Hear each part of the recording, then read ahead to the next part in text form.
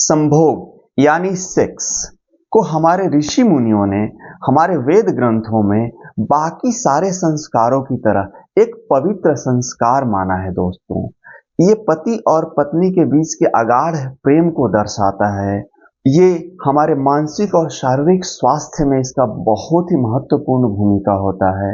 गृहस्थ जीवन के सबसे बड़ी जिम्मेदारी वंश परंपरा को आगे बढ़ाने में इसका बहुत ही महत्वपूर्ण भूमिका होता है। इसलिए इस पे वात्सायन ऋषि ने तो काम सूत्र नाम का एक बहुत बड़ा ग्रंथ ही लिख दिया है दोस्तों। लेकिन दुर्भाग्य की बात है कि आजकल बहुत सारे लोग इसको सिर्फ एक प्लेजर का माध्यम मानकर कैसे भी, कभी भी, कहीं भी, किसी भी समय संभोग यानी सेक्स करते हैं, जिसका गलत परिणाम उनके मानसिक स्वास्थ्य पे, उनके शारीरिक स्वास्थ्य पे, होने वाले संतानों के मानसिक और शारीरिक स्वास्थ्य पे दिखता है।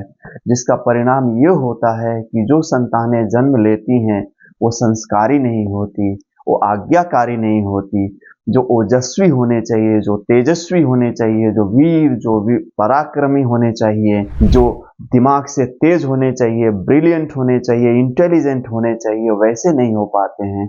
बच्चे एवरेज बन के रह जाते हैं दोस्तों।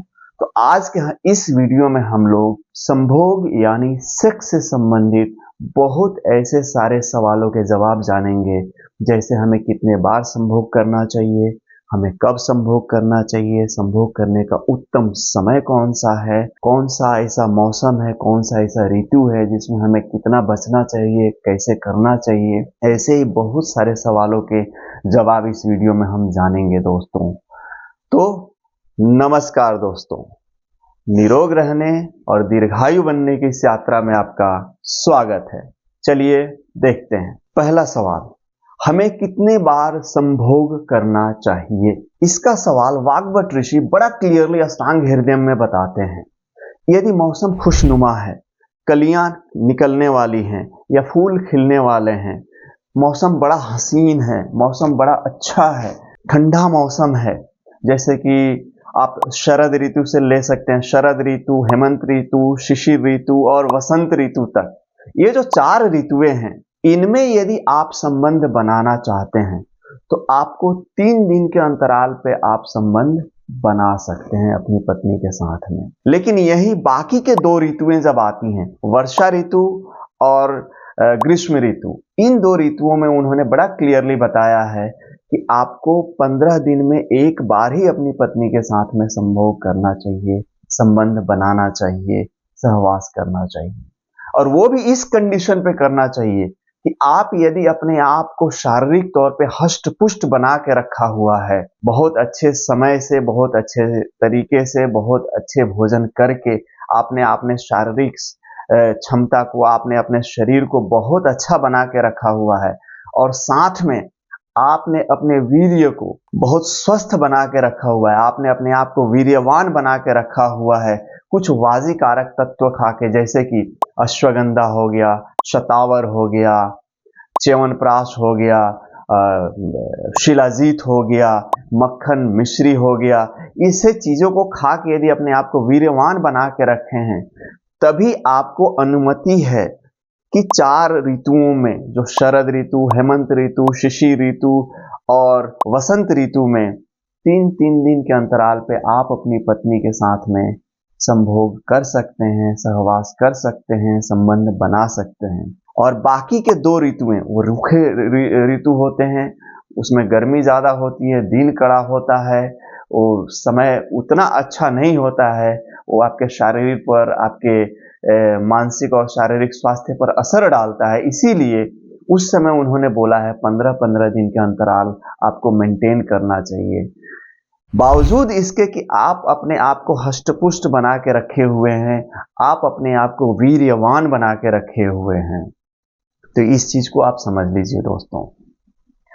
दूसरी चीज, इसी को एक स्टेप फॉरवर्ड हम लेके जाते हैं। यदि आप चाहते हैं कि आपका संतान ओजस्वी हो, आपका संतान तेजस्वी हो, आपका संतान संस्कारी हो, आपका संतान आज्ञाकारी हो, आपका संतान जो हो एक वीर महापुरुष की तरह वीर पराक्रमी हो, जैसे कि महाराणा प्रताप, जैसे कि छत्रपति शिवाजी, जैसे कि रानी लक्ष्मीबाई, जैसे कि रानी दुर्गावती, जैसे कि आचार्य चाणक्य, जैसे कि महान हमारे विदुर।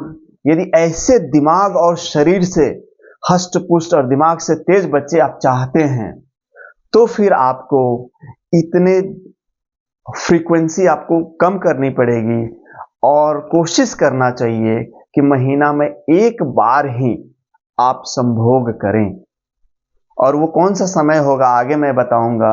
यदि एक बार, वैसे तो बताया गया साल में एक बार ही करना चाहिए, लेकिन कोई बात नहीं है। यदि आप अपने आप को शारीरिक तौर पर हष्ट-पुष्ट बना के रखते हैं और अपने आप को वीर्यवान बना के रखते हैं, जो मैंने चीजें बताई जैसे कि शतावर हो गया, अश्वगंधा हो गया, च्यवनप्राश हो गया, शिलाजीत हो गया, मक्खन या मिश्री हो गया, या फिर गन्ने के रस में आप चूने को खा के अपने आप को वीर्यवान बना के रखे हुए हैं, तो फिर आपको महीना में एक बार ही यदि आप सेक्स करते हैं, पत्नी के साथ में संबंध बनाते हैं, यदि आपको बच्चा चाहिए तो, यदि आपको इस कैटेगरी का बच्चा चाहिए तो आपको महीना में एक बार ही संभोग करना चाहिए, जिससे कि आपका जो बच्चा होगा, चाहे वो लड़का हो या आपकी लड़की हो, जो भी संतान होगा वो दिमाग से बहुत ही ब्रिलियंट होंगे, मानसिक तौर पे वो लोग बहुत ही तेज होंगे, उनका आईक्यू लेवल बहुत ही तेज होगा, वो एक इंटेलिजेंट बच्चे होंगे,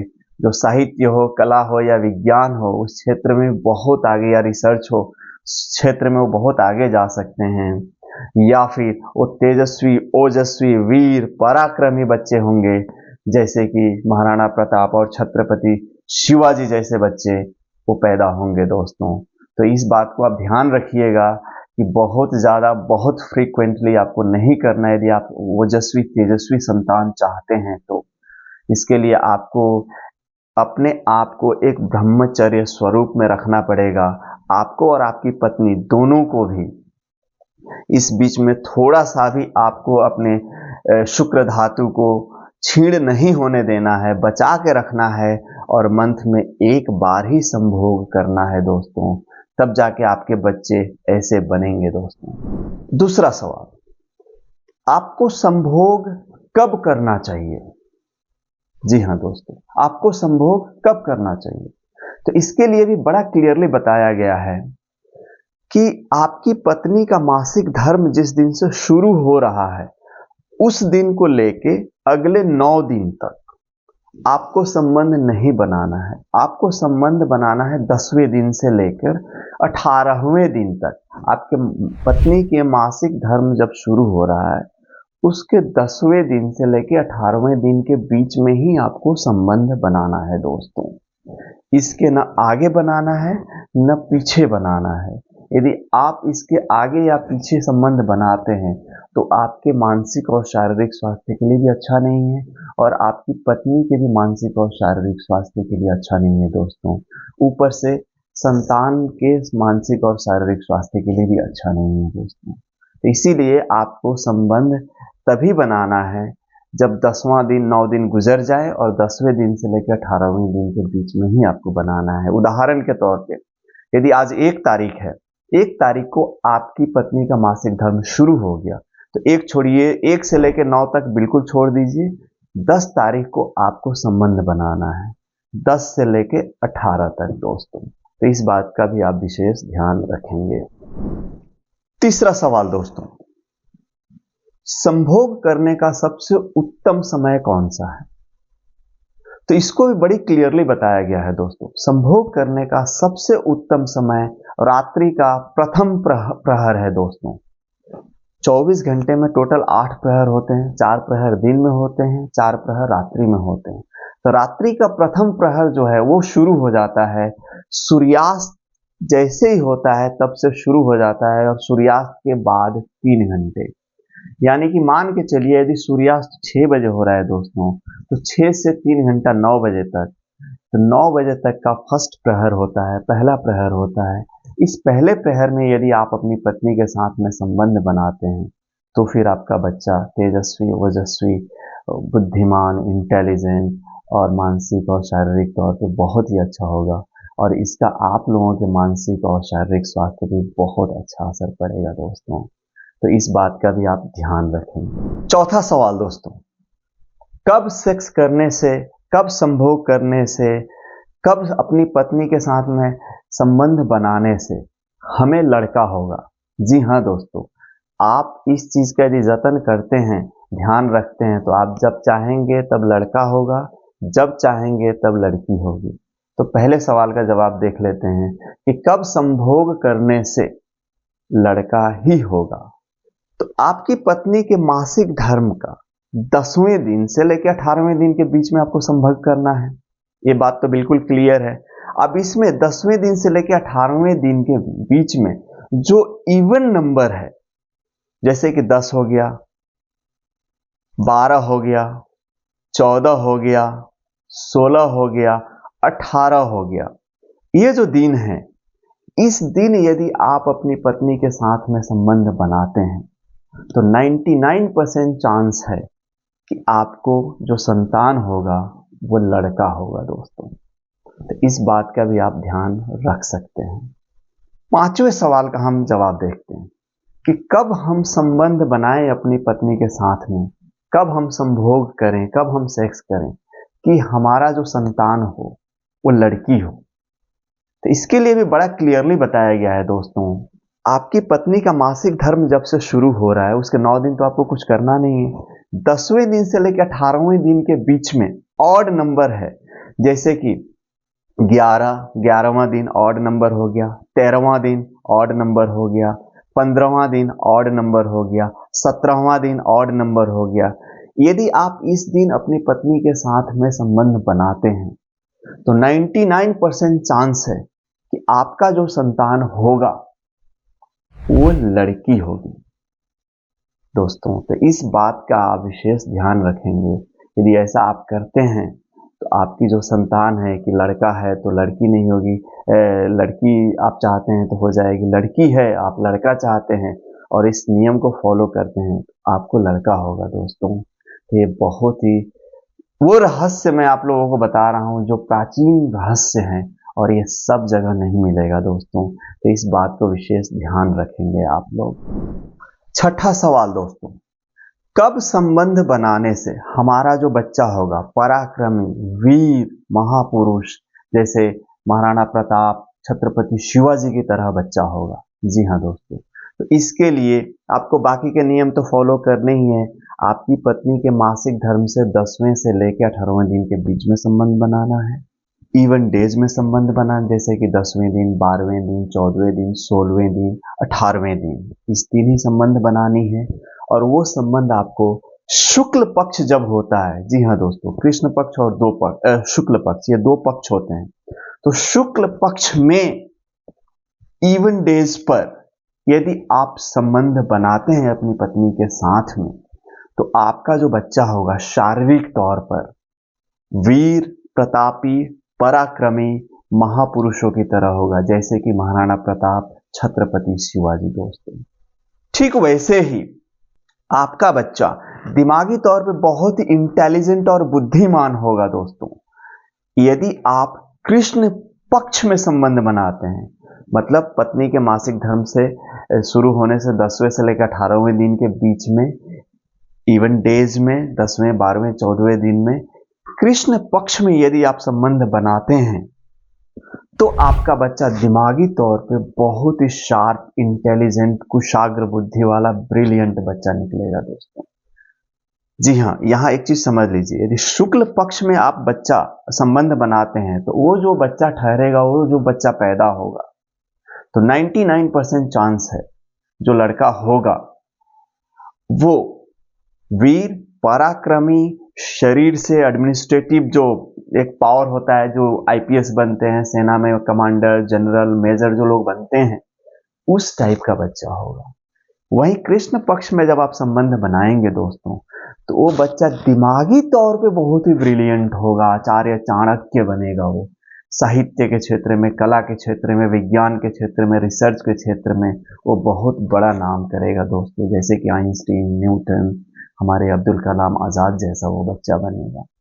ठीक वैसे ही देख लेते हैं कि कब संबंध बनाने से हमारी बेटी होगी और बेटी तेजस्वी, ओजस्वी, पराक्रमी, वीर महापुरुषों की तरह होगी, जैसे कि रानी लक्ष्मीबाई, रानी दुर्गावती की तरह होगी। तो नियम वही है दोस्तों, आपकी पत्नी के मासिक धर्म से 10वें से लेके 18वें दिन के बीच में आपको संबंध बनाना है। और चूंकि आपको लड़की चाहिए तो आपको ऑड डेज में आपको संबंध बनाना है, जैसे कि 11वें दिन, 13वें दिन, 15वें दिन, 17वें दिन आपको संबंध बनाना है। और यदि आप शुक्ल पक्ष में संबंध बनाते हैं दोस्तों, तो जो बेटी पैदा होगी दोस्तों, वो बेटी रानी लक्ष्मीबाई की तरह, रानी दुर्गावती की तरह वीर, पराक्रमी, साहसी कमांडर पैदा होगी दोस्तों। एडमिनिस्ट्रेटिव पोजीशन जो होल्ड करेगी, जो सेना में मेजर और जनरल पोजीशन होता है, और सिविल सर्विसेज में आईपीएस वाला जो पोजीशन होता है, उस कैटेगरी की वो लड़की होगी दोस्तों। ठीक वैसे ही यदि आप कृष्ण पक्ष में संबंध बनाते हैं, मतलब पत्नी के मासिक धर्म का जो शुरू होता है 10वें से लेकर 18वें दिन के बीच में, ऑड डेज में 11वें दिन, 13वें दिन, 15वें दिन, 17वें दिन आप संबंध बनाते हैं और कृष्ण पक्ष में संबंध बनाते हैं, तो वो जो बच्ची होगी दोस्तों, वो दिमागी तौर पे बहुत ही ब्रिलियंट, ओजस्वी होगी, बहुत ही शार्प बुद्धि की होगी, बहुत ही कुशाग्र बुद्धि की होगी, जैसे कि आचार्य चाणक्य थे। दिमाग के इतने तेज होगी, वो साहित्य की दुनिया में, कला के दुनिया में, विज्ञान के दुनिया में, रिसर्च के दुनिया में बहुत बड़ी नाम कमाएगी दोस्तों, बहुत बड़ी ख्याति प्राप्त करेगी। तो ये रहे सेक्स यानी संभोग से जुड़े बहुत सारे ऐसे रहस्य दोस्तों, जो इसमें हमने समझे हैं दोस्तों। इसीलिए कभी भी अपने वीडियो को किसी भी समय सिर्फ प्लेजर के चक्कर में बर्बाद मत कीजिए दोस्तों। इसको बनाया गया है आगे के बाकी सारे चीज़ों के लिए, ताकि आपका संतान संस्कारी हो, आपका संतान आज्ञाकारी हो, आपका संतान ओजस्वी हो, तेजस्वी हो, वीर हो, पराक्रमी हो, चाहे वो शारीरिक रूप से हो और मानसिक रूप से वो ब्रिलियंट हो, तेज हो, उसका आईक्यू लेवल बहुत ही अच्छा हो, इंटेलिजेंट हो, बुद्धिमान हो, ताकि आगे जाके उनके शारीरिक स्वास्थ्य पे या मानसिक स्वास्थ्य पे कोई भी गलत असर ना पड़े, और आपके भी मानसिक और शारीरिक स्वास्थ्य पे कोई भी असर ना पड़े, और आप लोगों का जो पारिवारिक जिंदगी है, आप लोगों का जो गृहस्थ जीवन है, वो सफल हो दोस्तों। तो आज हमने बहुत ही अच्छे से समझा है इसको दोस्तों, तो इस चीज़ को आप लोग अपने जीवन में अनुसरण कीजिएगा और अपनी ज़िंदगी को और अपने दाम्पत्य जीवन को सफल बनाइएगा, और अपने संतानों के प्रति अपने कर्तव्य को बखूबी बहुत अच्छे से निभाइएगा दोस्तों। तो आज का वीडियो हम यहीं समाप्त करते हैं, फिर मिलेंगे अगले किसी अमेजिंग वीडियो के साथ में दोस्तों। नमस्कार दोस्तों।